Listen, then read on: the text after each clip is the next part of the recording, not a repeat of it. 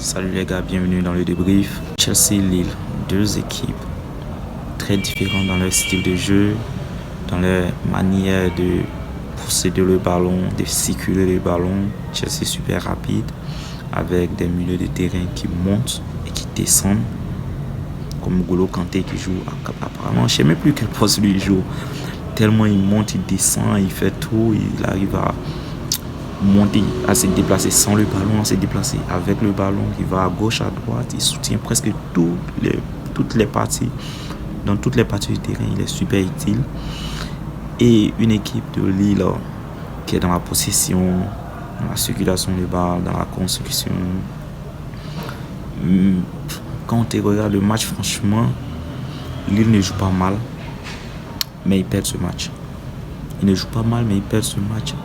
Parce qu'en face, ils ont une équipe de Chelsea qui est super rapide dans les transitions, avec un N'Golo Kanté très en forme sur ce match. Et défensivement impeccable, avec Thiago Silva qui a réussi à maintenir l'axe défensif. Ce qui a fait que même N'Golo Mendy n'avait rien à faire dans ce match. Il n'avait plus rien à faire dans ce match. Il était relax, tranquille. Et lorsqu'on regarde en profondeur, on se rend compte effectivement que Lille a possédé le ballon, mais dans les premières minutes de jeu, dans les 10 premières minutes, 20 premières minutes de jeu, on ne sent pas cette équipe de Lille. On ne sent pas qu'ils sont vraiment dans le match.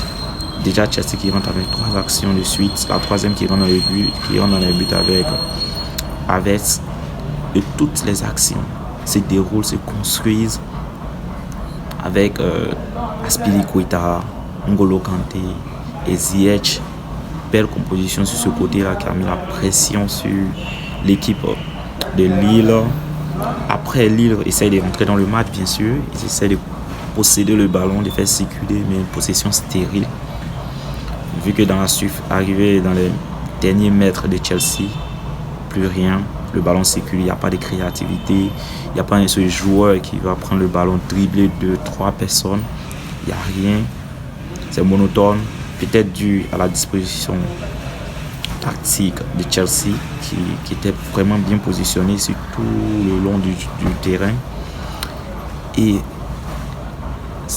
en fait, je vais m'attarder encore plus sur ce rôle de N'Golo Kanté. Franchement, N'Golo Kanté, c'était le joueur, le maillon central de cette équipe de Chelsea dans la récupération, dans les phases offensives. Et cela s'est traduit par le but du numéro 10, par ce but qui vient clôturer ce travail de N'Golo Kanté. Récupération de balles, montée de balles, la conduite de balles magnifique. Il empêche le joueur de Lille de venir le rattraper, de le dépasser en fait. Il empêche de revenir sur l'action. Et lorsqu'on va un peu plus loin dans sa conduite de balle, belle passe qui donne sur le côté et ce contrôle qui doit être appris dans tous les centres de formation. Il contrôle d'une touche, il coupe la trajectoire du défenseur. Il ne peut rien faire sur cette action, le défenseur. Parce qu'ici, il essaie de faire quelque chose, toute chose qu'il essaiera de faire là, ça serait bien sûr un penalty. Et la frappe, le gardien ne peut rien faire. Magnifique match dans l'ensemble. Et grosse déception de la part de Lille, qui a joué le ballon, qui a joué au ballon, mais qui s'est fait prendre dans les phases de transition, dans les contre-attaques. Et c'est mérité de Chelsea. Chelsea qui aurait pu corser l'addition si ce n'était la malchance, si ce n'était des arrêts décisifs du gardien lillois. À la deuxième mi-temps, c'est pareil. Lille qui prend du temps à rentrer dans le match, les 10 premières, 20 premières minutes. Chelsea se crée des occasions, mais le gardien est là pour stopper ces occasions avec une belle reprise encore sur le côté d'Azpilicueta. Et c'est ça, l'expérience qui a joué dans ce match.